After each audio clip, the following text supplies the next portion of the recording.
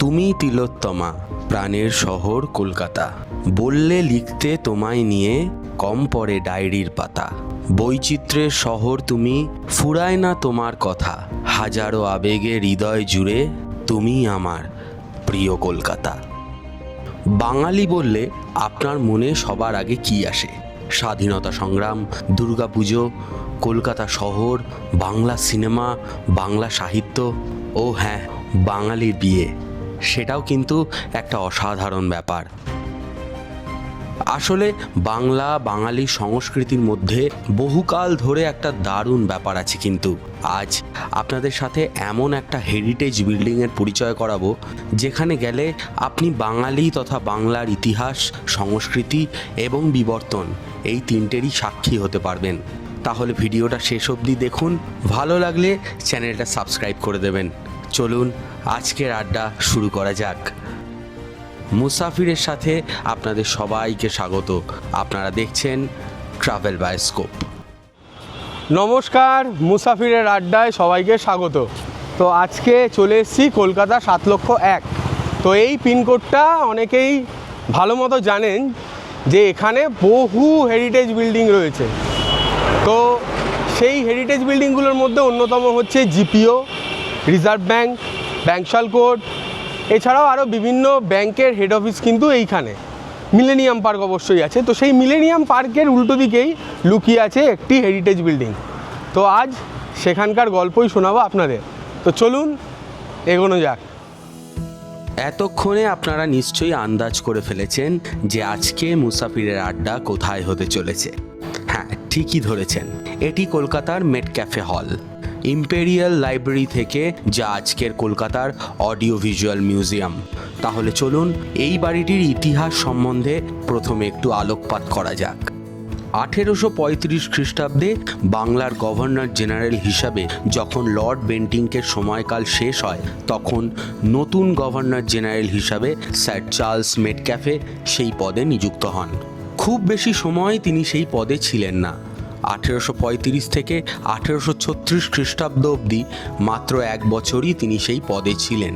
তখন ভারতের পরাধীনতার সময়কাল, আরও বেশি অন্ধকার সময় গণমাধ্যম বা সংবাদপত্রের। 19 শতকের গোড়া থেকেই ভারতীয় প্রেসগুলির ওপর তৎকালীন ব্রিটিশ সরকারের নানাবিধ নিষেধ চাপতে শুরু করে। এমনকি যারা সেই সময় সব নির্দেশ মানতে অস্বীকার করেন, তাদের রেজিস্ট্রেশনও বাতিল করে দেওয়া হয়। এই ভয়ঙ্কর অধ্যায় চলেছিল প্রায় 30 বছর।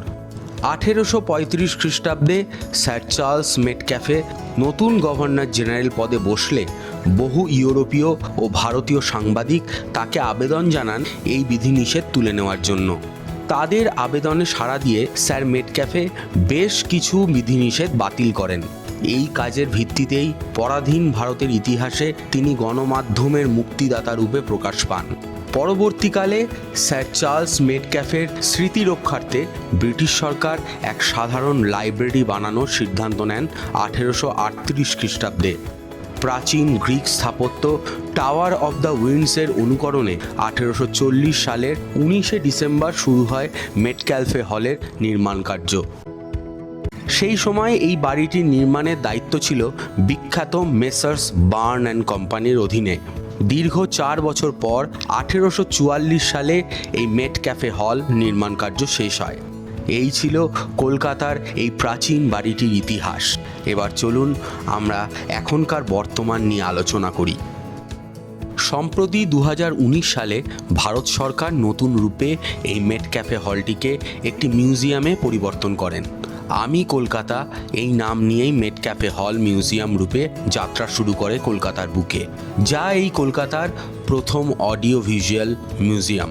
এই মিউজিয়ামের টিকিট মূল্য 20 টাকা জনপ্রতি এবং টিকিট কাটতে হয় অনলাইনে আর্কিওলজিক্যাল সার্ভে অফ ইন্ডিয়ার ওয়েবসাইটে। সমগ্র মেট ক্যাফে হল জুড়েই গড়ে উঠেছে মিউজিয়াম। হলের প্রতিটা ঘরেই তুলে ধরা হয়েছে বিভিন্ন প্রদর্শনী। যেমন হলে প্রবেশের পর বাঁদিকের ঘরটিতে দেখা যাবে ভারতের বহু বাঙালি স্বাধীনতা সংগ্রামীদের ছবি, যাদের মধ্যে অধিকাংশই ব্রিটিশ শাসন থেকে ভারতবর্ষকে মুক্ত করতে নিজেদের প্রাণ বিসর্জন দিয়েছেন। ডান দিকের ঘরে দেখতে পাবেন কলকাতার বুকে অবস্থিত বহু প্রাচীন বিল্ডিং ও স্থাপত্যের চিত্র এবং ঐতিহাসিক বর্ণনা, যা কলকাতার তথা বাংলার হাজারো বছরের ইতিহাসের সাক্ষী, কলকাতার বিবর্তনের সাক্ষী। এই বিল্ডিংয়ের প্রথম তলাতেই অসম্ভব সুন্দর এক হাতের ছায়াবাজি চলচ্চিত্রের মাধ্যমে তুলে ধরা হয়েছে। হলের এই অংশটির নাম city of surprises. Met cafe হলের সবথেকে আকর্ষণীয় জায়গা হলো তার এই সিঁড়ি, যেখানে চারিদিকে লাগানো হয়েছে বিভিন্ন ভারতীয় সিনেমার পোস্টার। সাথে এখানে দেখানো হয়েছে কলকাতার প্রাচীন হগ মার্কেটকে, যা বর্তমানে নিউ মার্কেট নামে পরিচিত। এই জায়গাটি এতটাই সুন্দর যে এখানে আপনার সময় কেটে যেতে বাধ্য। মেট ক্যাফে হলের এই বিশেষ অংশটির নাম city of memories. Met cafe হলের উপরের তলাতেও রয়েছে কলকাতা তথা বাংলার বহু নিদর্শন, যার মধ্যে প্রথমেই আসবে সিটি অফ স্টোরিজ। হলের উপরের তলার এই বিশেষ অংশে রয়েছে এক বিরাট কাঠের নৌকা, বাংলার নৌকা, যার মাধ্যমে প্রাচীন বাংলার যোগাযোগ ব্যবস্থার ছবিকে তুলে ধরার চেষ্টা করা হয়েছে। দ্বিতীয় স্থানে থাকবে সিটি অফ ইনফ্লুয়েন্স। এই অংশটিতে তুলে ধরা হয়েছে বাংলার বিভিন্ন মনীষীদের প্রবাদ ও প্রদর্শনী।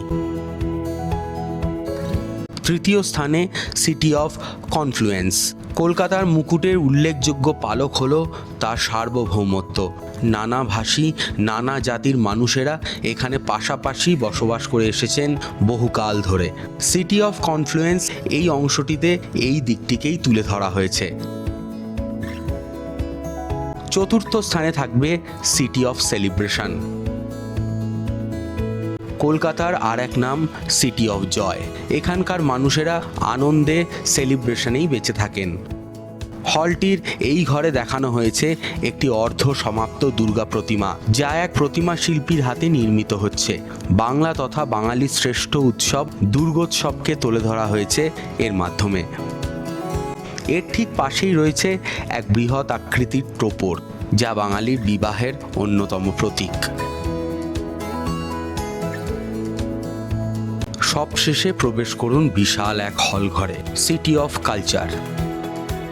মেট ক্যাফে হল বা আমি কলকাতা মিউজিয়ামের সবচেয়ে বড় অংশ এটি, যেখানে রয়েছে বিশাল এক পটচিত্র। কলকাতার স্ট্রিট ফুড থেকে মাছের বাজার, বাঙালি মিষ্টি থেকে বাবু কালচার, টাঙা রিক্সা থেকে হলুদ ট্যাক্সি, এই সমস্তটাই তুলে ধরা হয়েছে পটচিত্রের আদলে। এছাড়াও এই বিশাল হলের চতুর্দিকে ছড়িয়ে ছিটিয়ে রয়েছে বিভিন্ন অডিও ভিজুয়াল যন্ত্রপাতি, টাইপরাইটার, গ্রামাফোন, বায়োস্কোপ, আরও কত কি। এই ছিল মেট ক্যাফে হলের ইতিহাস আর বর্তমান মিউজিয়াম। আমায় যদি কেউ জিজ্ঞেস করেন যে কি আছে এখানে, আমি এক কথায় উত্তর দেব, আমাদের শিকড়,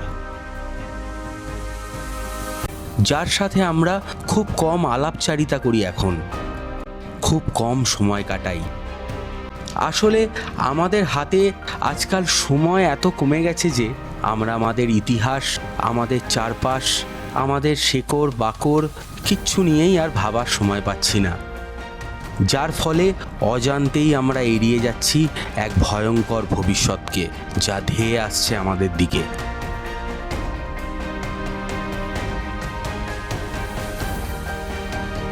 তাই একটু ভাবুন আর ঘুরে আসুন কলকাতার বহু ইতিহাসের সাক্ষী এই ঐতিহাসিক ভবনটি থেকে। কলকাতার অতীত, ঐতিহ্য, সংস্কৃতি, উৎসব, সাহিত্য, আড্ডা আর বাঙালিয়ানা স্বাদ গ্রহণ করে আসুন।